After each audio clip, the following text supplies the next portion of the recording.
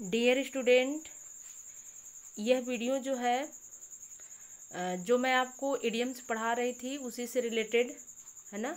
उसी से रिलेटेड क्या मैं वही चैप्टर पढ़ा रही हूँ, यानी इडियम्स एंड फ्रेसेस है ना, जिसके मीन्स होते हैं मुहावरे एवं लोकोक्तियाँ। और कुछ बिना बताए ही मैं इस वीडियो को स्टार्ट कर रही हूँ क्योंकि मेरे पास टाइम नहीं है। तो चलिए देखिए, यहाँ पर हमारा जो पहला प्रश्न है, यहाँ पर हमारा पहला प्रश्न है कि ऑल इन ऑल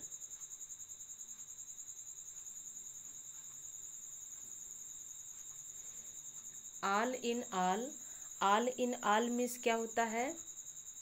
सर्वे सर्वा। ऑल इन ऑल मीन्स क्या होता है? सर्वे सर्वा, यानी पूर्ण रूप से मालिक। ऑल इन ऑल मीन्स क्या होता है? जो पूर्ण रूप से क्या हो? मालिक हो।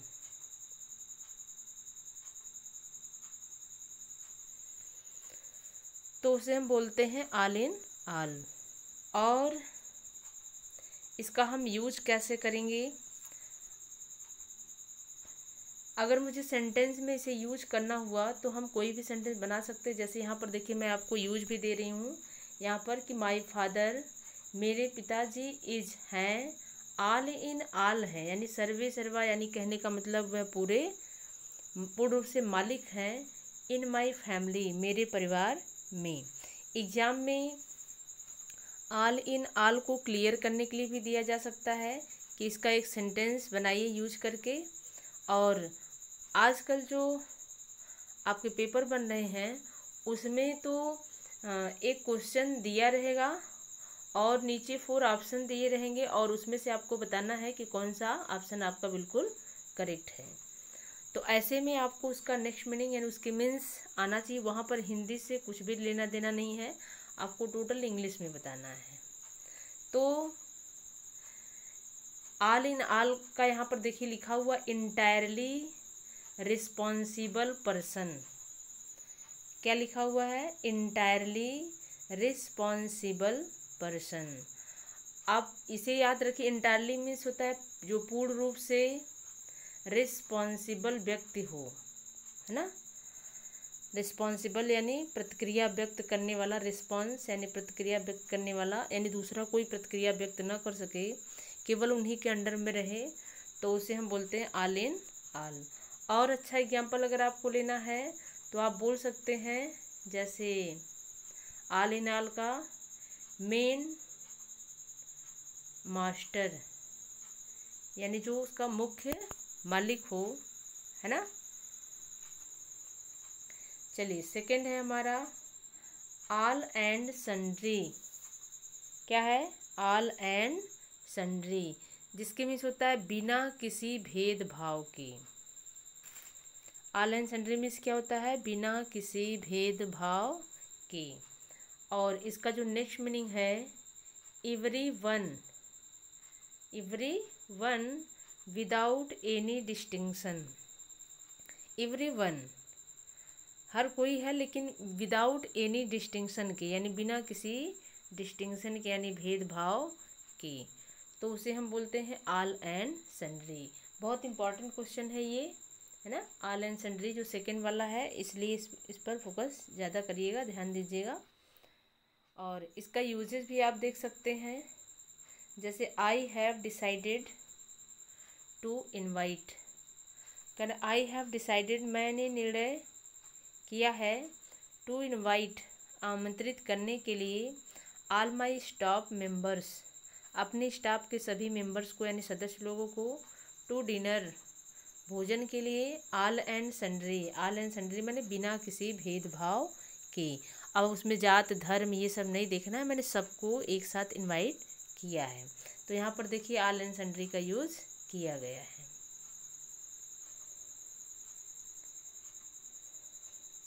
यहाँ पर हमारा देखिए थर्ड क्वेश्चन है, एप्पल ऑफ वंस आइज, है ना। Apple of once eyes. अब यहाँ पे जो एप्पल है इसे आप चाहे तो रिलेट कर सकते हैं पर्सन से,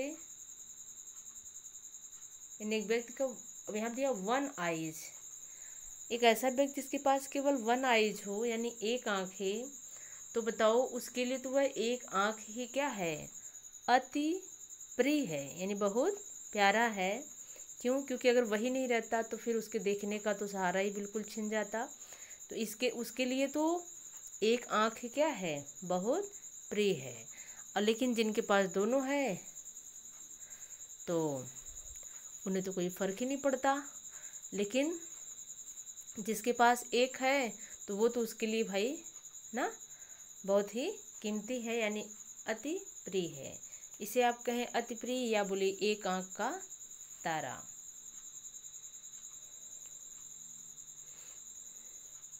अब यहाँ पे Apple of once eyes means जब होता है अति प्रिय यानी बहुत प्यारा, तो यहाँ पर देखिए मोस्ट मीन्स बहुत अधिक, डियर हो, डियर मीन्स प्रिय हो, या आप इसका नेक्स्ट मीनिंग लिख सकते हैं वेरी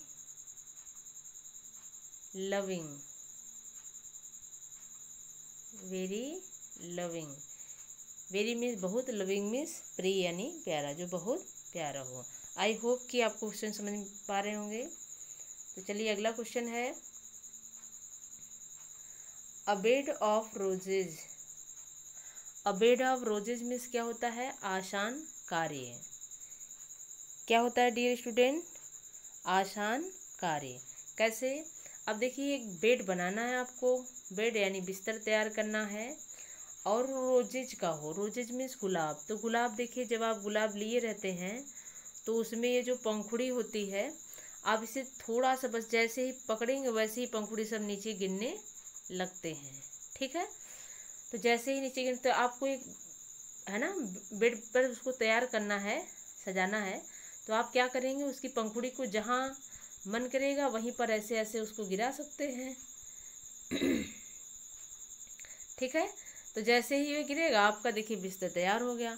कितना आसान काम है उसे सजाने को, पंखुड़ी को तोड़कर ऐसे चारों तरफ बिखेर दीजिए, आपका बिस्तर हो गया तैयार। कितना खुशबूदार और कितना मुलायम ना होगा, और कितना प्यारा कितना सुंदर लगेगा।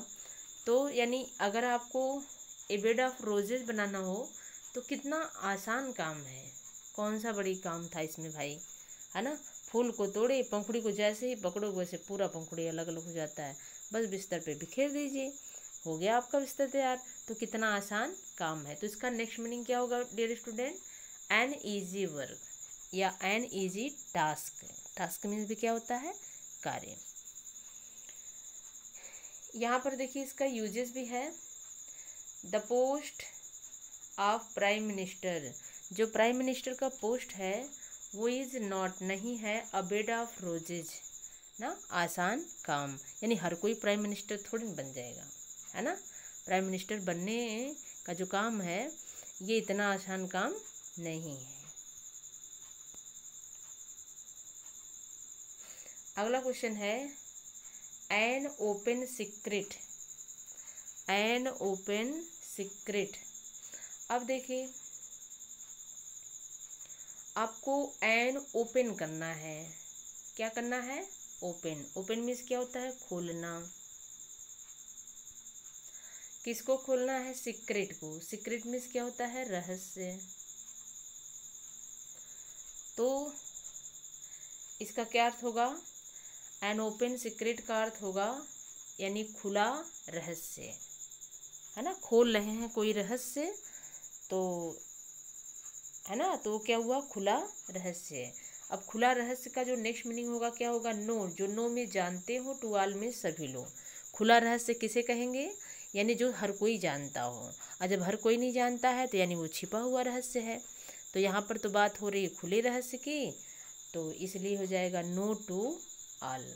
इसका यूजेस देखिए, नाउ अ डेज यानी आजकल, करप्शन हैज़ बिकम, है ना, जो करप्शन है यानी जो अत्याचार जो इधर उधर हो रहे हैं गलत कार्य, an open secret, open secret means अब खुला रहस्य है, इन उत्तर प्रदेश, कहाँ, हमारे यूपी में। अगला क्वेश्चन है,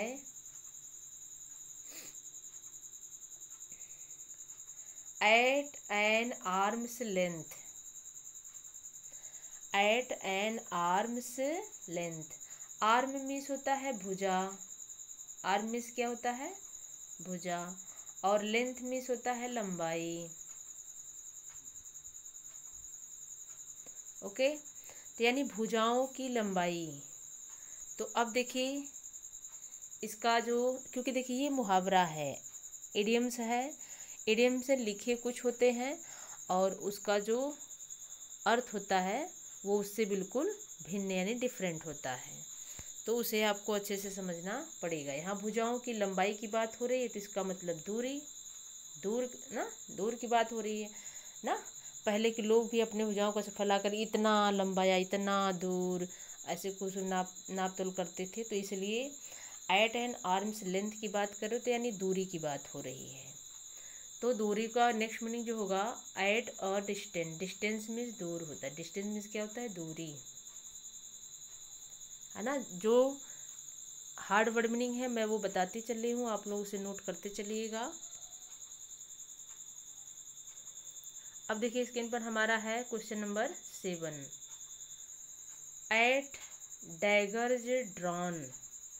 अगर एट डैगर्स ड्रॉन जिसके मीन्स होता है किसी का जानी दुश्मन बनना, मतलब किसी का दुश्मन बन जाना। जानी दुश्मन मतलब उसको जान लेने वाला, जान पर हमला करने वाला यानी जानी दुश्मन। तो इसका नेक्स्ट मीनिंग क्या होगा, टू बी यानी होना, इनेमी मीन्स क्या होता है, दुश्मन।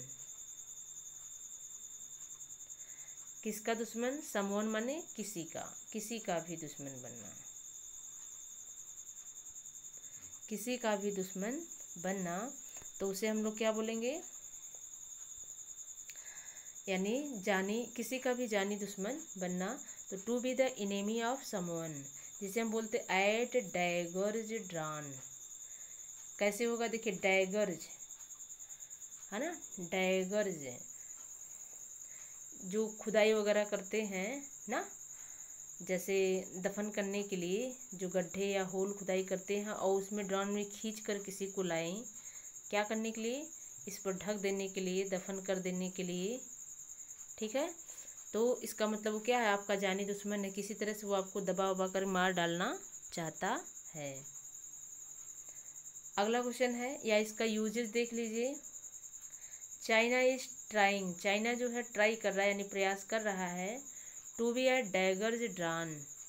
डैगर्स ड्रॉन मीन्स क्या हुआ, किसी का जानी दुश्मन बन रहा है, किसका बन रहा है, टू इंडिया, भारत का। वंस अगेन एक बार पुनः, चाइना जो है वो भारत का आने वाले समय में क्या बनेगा, जानी दुश्मन बनेगा। क्यों, क्योंकि चाइना वाले एक से एक खोज वगैरह कर रहे हैं, और जैसे अभी देख लीजिए कोरोना वाला, है ना। चलिए अगला क्वेश्चन है हमारा, एट होम इन। अब यहाँ पर देखिए लिखा हुआ at home in, at home in का क्या होगा, पूर्ण जानकार, पूर्ण जानकार मतलब जो पूरी तरह से जानता हो, तो यानी वो फैमिलियर विथ होगा। अब बताइए आपके रहस्य, आपके पूरे डिटेल कौन जानता होगा, जो आपका फैमिली का होगा, तभी तो आपके बचपन से लेके बुढ़ापे तक की हर बात को अच्छे से जानता होगा, है ना। तो एट होम इन जो आपके घर में है, जो आपके परिवार का है, जो आपके फैमिली का है, वही अच्छे से जानेगा। तो इसलिए इसका अर्थ क्या होगा, पूर्ण जानकारी, यानी जो पूरी तरह से जानता हो। तो इसका नेक्स्ट मीनिंग हो जाएगा फैमिलियर विथ, क्या हो जाएगा, फैमिलियर विथ है। इसका यूजेस भी करके देख लीजिए, यहाँ पर लिखा हुआ है गुंजन इज, गुंजन है एट होम इन, क्या है, एट होम इन मीन्स पूर्ण रूप से जानकार है, इन बायोलॉजी, किसका, बायो का यानी बायोलॉजी का पूर्ण रूप से जानकार है। अगला क्वेश्चन है हमारा question number 9, at one's finger end, at one's fingers end, इसका मीन्स क्या होता है, पूर्ण जानकारी रखना या होना, जिसको पूरी जानकारी हो या जो व्यक्ति पूरी जानकारी रखता हो, तो उसे हम क्या बोलते हैं, एट वंस फिंगर्स इंड। कैसे होगा देखिए, इसका नेक्स्ट मीनिंग होगा टू हैव फुल, जो फुल नॉलेज रखता हो, जिसके पास फुल नॉलेज हो यानी पूरी जानकारी हो। तो यहाँ पर वंस फिंगर्स है ना, वंस यानी एक व्यक्ति के फिंगर्स की एंड अंत तक, शुरू से लेकर अंत तक एक व्यक्ति के फिंगर से स्टार्ट करिए और उसके अंत तक जाइए, तो एकदम आप अच्छे से पूरी जानकारी ले रहे हैं, उसको काउंट कर रहे हैं, है ना, कि उसके हाथों में पैरों में कितनी उंगलियां हैं, कितनी रेखाएं हैं, पतली हैं कि मोटी हैं, है ना, कैसी हैं, इसका मतलब आप पूर्ण रूप से जानकारी रख रहे हैं या आपको पूर्ण रूप से जानकारी है। तो उसे हम क्या कहते हैं, एट वंस फिंगर्स एंड। यहाँ पर देखिए यूजेस किया गया है दुष्यंत हैज, दुष्यंत के पास है ऑल द फार्मूलाज, फार्मूला यानी सूत्र है ना, किस चीज़ का, एट फिंगर्स एंड का। एट फिंगर्स एंड मतलब पूरी जानकारी का, किसके पास, दुष्यंत के पास, है ना, पूर्ण जानकारी है, या दुष्यंत जो है पूरी जानकारी रखता है या रखता था, तो इसलिए हम इसे क्या कहेंगे, एट वंस फिंगर्स एंड। अब हमारा देखिए लास्ट क्वेश्चन है यहाँ पर, क्वेश्चन नंबर 10, एट रैंडम, ये भी बहुत इम्पोर्टेंट है, एट रैंडम जिसे हम कहते हैं बिना उद्देश्य का या फिर अचानक। एट रैंडम को बिना उद्देश्य का भी बोल सकते हैं या फिर अचानक, जिसे हम कहते हैं विदाउट पर्पज। विदाउट मीन्स बिना, पर्पज मीन्स उद्देश्य का, एट रैंडम मीन्स बिना उद्देश्य का यानी विदाउट पर्पज। अब इसे हम क्या करेंगे, जैसे यूजेस किया गया है, मिस्टर चौहान केम, मिस्टर चौहान केम मीन्स आए टू मी, मेरे पास, एट रैंडम कैसे आए थे, बिना किसी उद्देश्य के, वैसे अचानक चले आए थे। ठीक है, तो यहाँ पर देखिए मैं आपको आइडियम्स एंड फ्रेजेस जो पूछे जाने वाले हैं वो भी मैं आपको बता दी, उसका हिंदी भी मैं आपको बता रही हूँ, प्लस उसको जो एग्ज़ाम में मल्टीपल चॉइस क्वेश्चन यानी जो 4 ऑप्शन वाले दिए जाएंगे उसके लिए भी देखिए मैं आपको उसका नेक्स्ट मीनिंग भी बता रही हूँ। साथ में जैसे पहले पूछे जाते थे सेंटेंस बनाने के लिए, अब भी पूछ न लिया जाए इसलिए हम आपको उसको यूज करके यानी ट्रांसलेट करके भी बता रही हूँ। तो इसलिए अब इसमें से किसी भी तरह से अगर आपसे क्वेश्चन पूछा जाए तो आप आसानी से कर पाएंगे, बस इससे अच्छे से नोट करिए, है ना, पढ़िए और दोहराती। ये ऐसा चीज़ है कि जो लिखा है वो उसका अर्थ नहीं होता है, ठीक है, यहाँ पर जो लिखा रहेगा वो उसका बिल्कुल एग्जैक्ट मीनिंग नहीं रहेगा, वो उससे रिलेटेड, है ना, जिस पॉइंट पे वो इशारा करता है वही होगा बिल्कुल। तो यहाँ पर देखिए 10 क्वेश्चन मैं आपके लिए लाई थी, तो आज के लिए बस इतना ही। फिर नेक्स्ट वीडियो में मैं आपके लिए और भी इडियम्स एंड फ्रेजेस को लेकर के आऊँगी। अभी तक आपने हमारी वीडियो को लाइक नहीं किया तो प्लीज़ वीडियो को लाइक कर दीजिए, अपने दोस्तों में शेयर ज़रूर करिए, और यदि कोई स्टूडेंट हमारे चैनल पर नए हो तो प्लीज़ चैनल को सब्सक्राइब कर लीजिएगा।